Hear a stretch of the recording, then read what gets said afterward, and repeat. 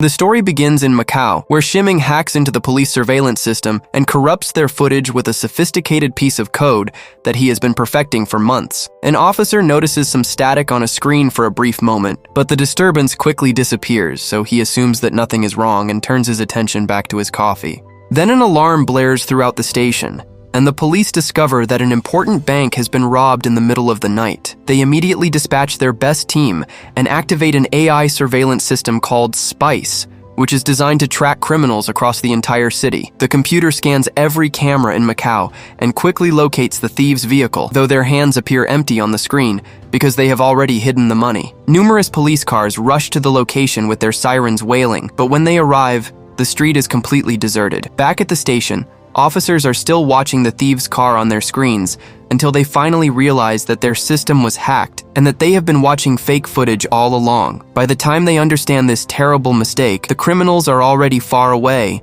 and have vanished into the night. The next day, the police learned that only one specific vault was targeted inside the bank. It belonged to a wealthy businessman who kept half of his crypto account, which is valued at $500 million, inside a simple notebook that he stored in that vault because he did not trust digital storage. At the Macau Tower, the thieves take over the offices of a digital asset management company during business hours. They beat up several employees and take everyone hostage, locking the doors and covering the windows. One employee is forced at gunpoint to open the server room door, and then Shahosin gives Shiming full administrative access to the computers. While they are downloading the second half of an encrypted password from the servers, they realize that this company works with extremely high-profile clients, including the CEO of the country's most important crypto asset, whose account is protected by military-grade security and holds a staggering $10 billion.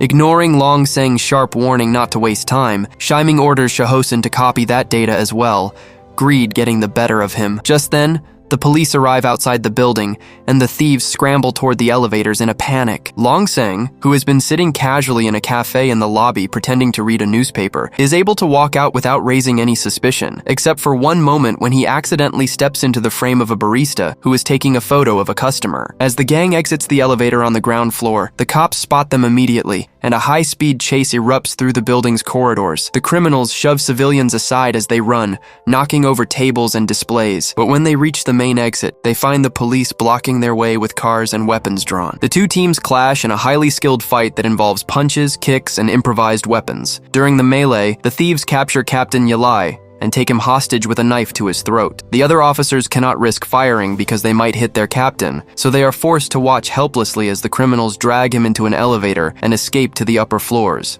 Outside, Long Seng tells his driver to start the car and wait, even though the gang has not yet returned from the tower. When the elevator reaches an upper floor, Yalai tries to fight the thieves again, using his training to break free temporarily, but one man cannot hold his own against four of them. They quickly overpower him, handcuff him to a railing, and beat him until he is barely conscious. At the observation deck at the top of the tower, the thieves put on parachutes and leap off the building. As they descend through the air, one of them shoves a woman who is standing near the edge, and she ends up dangling from the railing at the last second, screaming for help. Yalai has to save her first, crawling to the edge and pulling her up just as her fingers slip. Because the elevators have been hacked by Shiming remotely, Yalai cannot go down normally, so he crashes into a bungee jumper who is about to leap and rides down with him, landing safely on an emergency inflatable mattress that the police had set up for another purpose. On the hotel rooftop where the thieves were supposed to land, another police team awaits them, and another fierce fight breaks out. The criminals easily defeat the officers,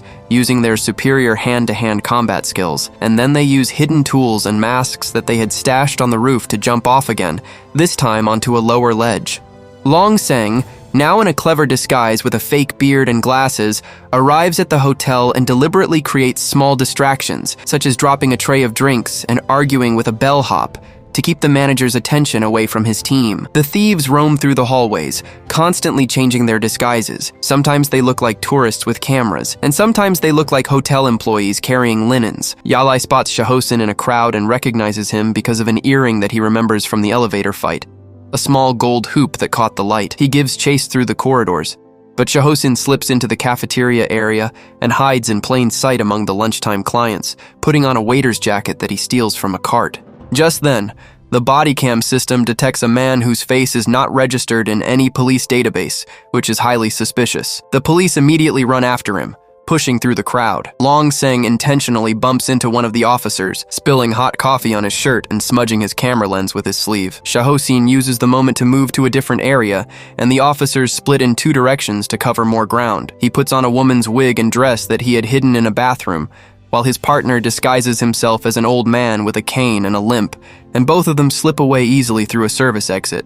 In the lobby, a special light show is underway with flashing lasers and fog machines, so the remaining thieves mix into the crowd while pretending to be security guards wearing the hotel's uniform. As soon as the police arrive at the lobby, the criminals jump into a decoration pit filled with foam and crawl out silently from under the platform on the other side, disappearing into a service hallway. Back at the police station, the businessman starts screaming and breaking things in the interrogation room because all of his money has been drained from his crypto account. The police team discusses what to do next, feeling defeated and outmatched. Inspector Jumai suggests that they need to bring back their retired boss, a man who built the surveillance unit from scratch. Yao objects loudly and asks how an old man can deal with modern AI tracking and digital hacking, but Jumai reminds him that Spice is now hacked and completely useless.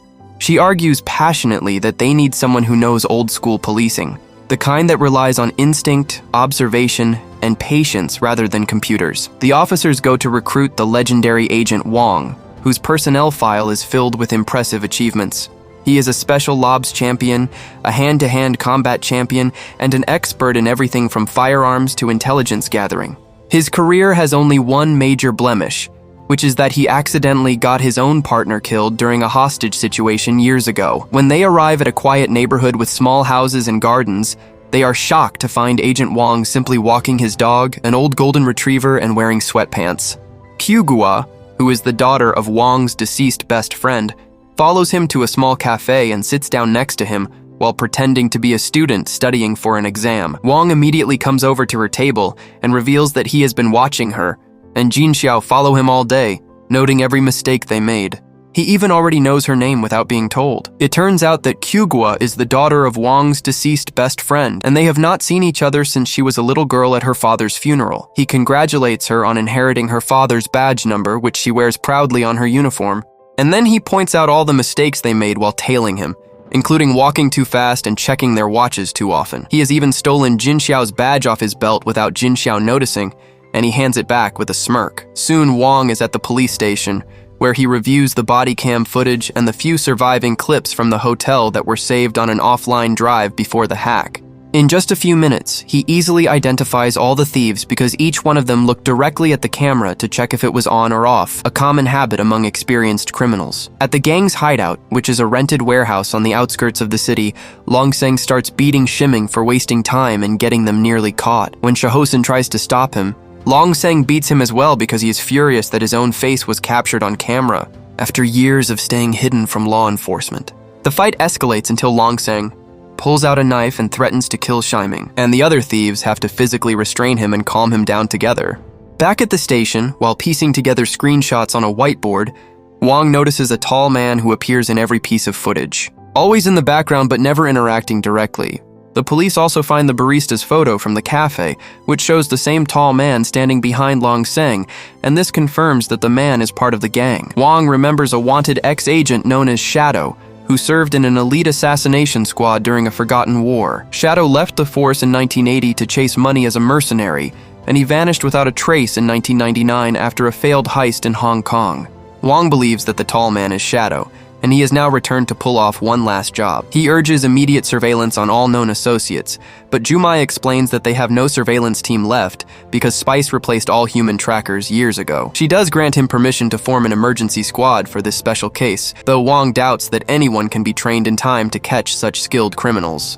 In the gym, Kyugua is training hard on the punching bags, while other cops mock her for being too short to be a cop, making jokes about her height within earshot. She ignores them at first, focusing on her technique until her patience finally breaks. She challenges the loudest officer to a sparring match and easily takes him down in front of his own team with a swift leg sweep and an arm lock. Wong witnesses this from the doorway and privately appreciates her, telling her later that she has earned their respect through action, not words. That evening, on the roof of the police station, he drinks alone from a flask and remembers the death of Kyu-gua's father in vivid detail. He promises himself silently to take care of her and to never let history repeat itself. The next day, he announces that he will personally train a surveillance team of 6 officers, and Kyu-gua immediately signs up, eager to prove herself. He teaches them how to move without being detected by using reflections, shadows, and crowd patterns, and how to lock every tiny detail of a suspect's appearance and behavior in their minds through memory exercises.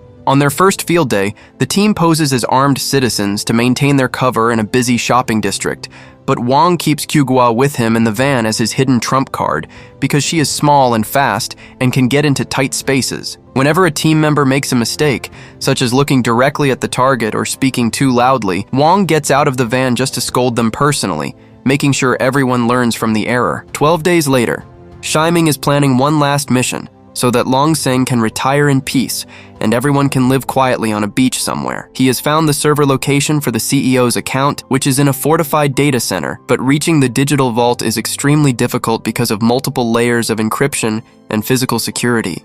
On day 15 of the surveillance training, Kyu-gua goes to get some food from a street vendor and sees a few drunk men harassing some women near a nightclub. Wong reminds her through the earpiece that she is undercover and tells her to call the regular police instead of intervening. However, Kyu-gua ignores his order and interferes directly, stepping between the drunks and the women. A fight breaks out immediately. She lands some good punches and kicks, using her training effectively, but the men outnumber her 4-1. Then Wong arrives on foot, having left the van without being seen, and takes all of them down in a matter of seconds with precise, brutal strikes. Back in the van, he scolds her harshly for almost ruining the mission and risking her life. Kyu-gua feels that they are not doing any real work, just watching and waiting, so Wong finally tells her what happened to her father years ago. They had both been undercover for 8 months, infiltrating a human trafficking ring, and at the time, her father felt that they were just wasting time and not saving anyone. When Wong saw some criminals trying to kidnap a child from a park, he could not stop himself from intervening, breaking their cover. The gang members nearly killed him on the spot. They take their positions around the market, blending in with shoppers. Wong tells Kyu-gua to follow the target closely through the crowd because she is the only officer whom Long Seng has not seen yet during the entire operation. 2 other cops realize that Long Seng is looking in their direction, so they quickly kiss each other to hide their faces, pretending to be a couple. Kyu-gua pretends to look for something that she dropped on the ground, and she sees Long Seng's reflection in a polished metal surface, which confirms his identity without her having to look directly at him. Wong strictly orders everyone not to move their cameras or turn their heads to look back, and Long Seng leaves the market without any suspicion, buying his apples and walking away. Later, from a safe distance, the team sees which building he enters, a modest apartment block on the edge of the city. Kyu-gua decides to go inside as well to get a closer look, but Long Seng immediately recognizes her from the market and readies his knife in his pocket. At the same time, back in the van, Wong reviews the footage from the body cameras and notices that Long Seng looked at Kyu-gua twice, which means he will certainly identify her if she gets too close. Realizing the danger instantly, Wong runs into the building and, while acting like Kyu-gua's angry father who has come to fetch his daughter, he removes her earpiece and whispers a warning. He then casually talks to Long Seng in the hallway, apologizing for his daughter's nosiness, and offers him an apple from his bag. The apple contains a tiny hidden camera that Wong had prepared for just such an encounter, and it captures a clear face shot of Long Seng from close range. Before getting off the elevator, Wong drops the apple piece on the floor so that the evidence remains behind for later collection. Long Seng follows them suspiciously down the hallway, so Wong picks the lock of a random apartment using a tool hidden in his sleeve and pulls Kyu-gua inside. The woman who lives there screams in fear, but Wong gently holds her mouth shut and explains in a whisper that they are police officers. From the Apple camera feed, which is transmitting to the van, the team sees Long Seng going to the 8th floor and entering a door at the end of the hall. Jinchgalant arrives at that floor and installs hidden cameras in the ceiling, and those cameras reveal that Long Seng lives in flat 802 under a fake name. Now the police can make their next plan with concrete intelligence. Wong's team rents the apartment directly across the street on the same floor so that they can keep Long Seng under remote surveillance around the clock and steal his trash every night. In his garbage bags, they find only torn Sudoku puzzles that have been crumpled up, and all of them are unsolvable because the numbers are arranged in impossible patterns. Meanwhile, Long Seng spends his evenings popping bubble wrap in his living room, watching old movies and drinking tea. Later at the market, Wong performs his neighbor act again, pretending to be a retired gambler who just moved into the area. Long Seng comes over for casual talk, and at the same time he secretly scans Wong's body for hidden devices by brushing against him and watching his reactions. They chat about their fake lives, with Wong inventing a story about losing his wife to cancer. Wong says that he has a gambling problem, which is why he has calluses on his hands from shuffling cards and not from holding a gun. Then he invites Long Seng to dinner at his apartment the following evening. Everyone on the surveillance team is shocked when Long Seng actually accepts the invitation without hesitation. That evening, Wong and Kyugwa pay the aunt who owns the flat a large sum of money to use her home for the dinner. Long Seng arrives exactly on time and checks every corner of the apartment for hidden devices, even looking under the furniture and inside the lampshades. At dinner, he puts his phone on the table face up, and Kyugwa does the same so that she can later copy his contact information through a nearby reader. He keeps asking random questions about their supposed lives, such as where they grew up and what schools they attended, to see if their stories match. Wong remembers real details from Kyugwa's childhood because he was there, and she realizes with emotion that he has always been protecting her from a distance, even after her father died. After Long Seng leaves, he immediately calls Shiming and tells him to check Wong and Kyugwa's backgrounds thoroughly. Shiming has already installed his own hidden cameras in the flat without anyone knowing, and he has been recording everything. The police know that their communication system is being hacked, so they have created fake profiles for Wong and Kyugwa online, complete with false employment records and social media accounts. Later that night, someone knocks on the door of the aunt's flat. Wong opens it cautiously and finds Shiming's twin brother, Shawang, standing there with a gun in his hand. A brutal fight erupts between them instantly. Wong disarms him of one gun, but Shawang has a second gun hidden in his jacket and opens fire, shooting wildly around the room. Wong goes quiet behind an overturned couch until the shooting stops to reload, and then he resumes the fight, trashing the entire flat in the process. Shiming watches everything on his screen from the gang's hideout, but he is not shocked because this is all part of his plan. During dinner, he hacked Kyugwa's phone through a wireless exploit, and now he has access to the police station's camera feed as well. The surveillance team across the street does not see the fight happening because Shiming is showing them fake footage that he looped from earlier in the evening.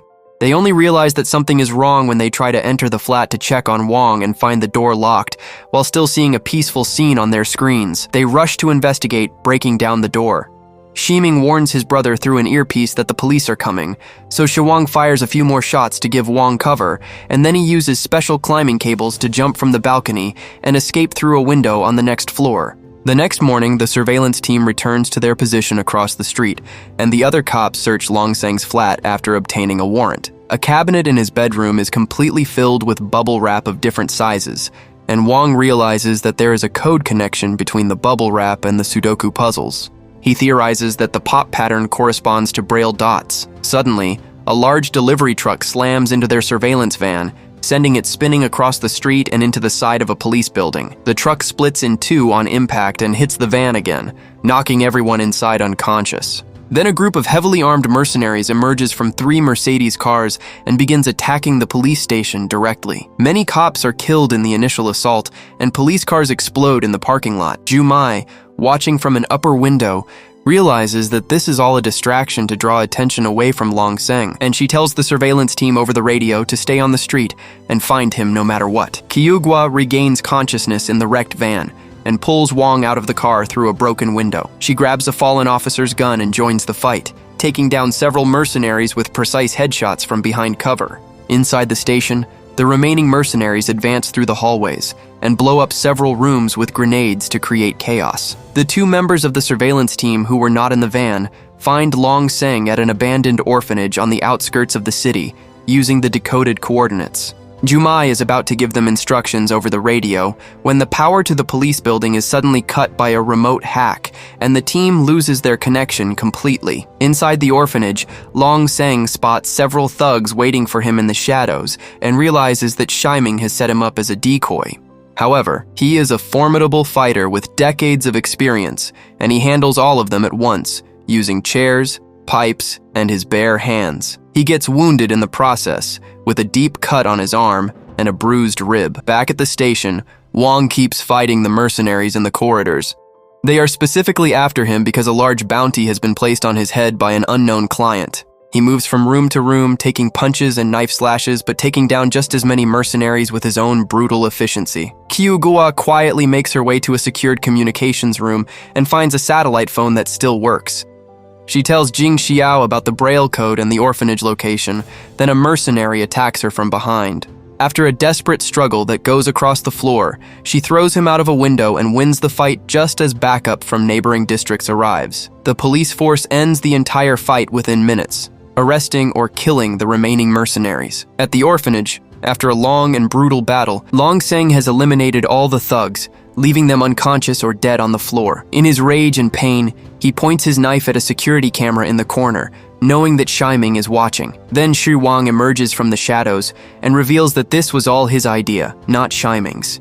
He wanted to test Long Seng's loyalty and skill. Shiming, watching from the hideout, is shocked because his brother was not part of his original plan at all. Xu Wang says that leaving Long Seng alive after all these years is too dangerous, and he jumps on him, starting a final fight between the two veterans. Both of them are tremendous fighters, evenly matched in strength and technique.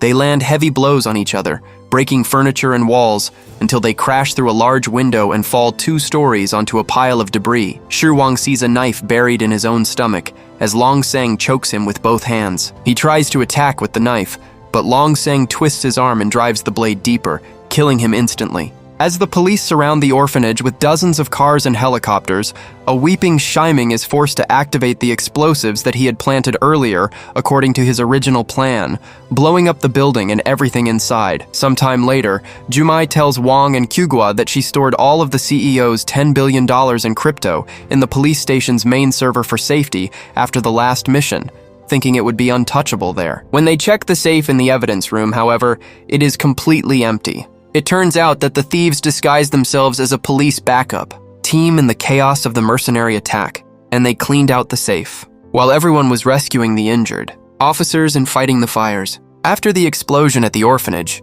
Long Seng survives by hiding in a basement and crawls out of the debris hours later, crying out for Xu Wang, his fallen rival. The police find him and surround him, and he surrenders quietly, saying that he will cooperate fully in exchange for a reduced sentence. At the station, Jumai turns Spice back on now that the hack has been neutralized, and the computer immediately traces the thieves' getaway van to the same hotel where the story began. The police follow it in force, blocking all exits. The remaining thieves scatter in different directions through the hotel's many floors and service passages. Wang catches Shiming in the laundry room, surrounded by piles of white sheets, and they begin a one-on-one fight. 2 other thieves jump in and tell Shiming to run while they hold off Wang. They fight in perfect sync, using coordinated attacks that make it difficult for Wang to defend against both at once. Outside, Kyugwa notices that a big corporate event is happening in the hotel's ballroom, with hundreds of guests in formal wear. She guesses that Shiming will try to hide in the crowd, but she cannot find him among all the similar suits and dresses. In the police truck, Yalai returns Long Seng's phone to him and tells him to call Shiming and convince him to surrender. Jin Xiao finds Kyugwa in the ballroom and gives her his own earpiece before he continues the search on his own. Wang jumps on a man who matches the description that Long Seng gave, but that man is just a civilian who swapped clothes with Shiming in a bathroom. Shiming then enters the train station beneath the hotel, and Jinsha follows him because he cannot contact the team through the jammed radios. Unfortunately, Long Seng, who has escaped from the truck, bumps into Jinsha on the platform and stabs him in the stomach to stop him from pursuing. He then reaches Shiming on the other side of the tracks and stabs him multiple times, finally killing him with his own knife in a fit of rage and betrayal. Before he dies, Shiming whispers the crypto password to Long Seng as an act of final loyalty. The police capture the 2 thieves from the laundry room, and Kyugwa finds Jin Xiao lying in a pool of blood, but he dies in her arms before help can arrive. A few days later, the police have no leads on Long Seng because there is no trace of movement from the stolen money across any blockchain or exchange. Wang says that Long Seng is an old-school thief who grew up before the digital age, and he probably has no idea how to cash out crypto or even access the account. The police capture the 2 thieves from the laundry room, and Kyugwa finds Jin Xiao lying in a pool of blood, but he dies in her arms before help can arrive. A few days later, the police have no leads on Long Seng because there is no trace of movement from the stolen money across any blockchain or exchange. Wang says that Long Seng is an old-school thief who grew up before the digital age, and he probably has no idea how to cash out crypto or even access the account. Subscribe for more.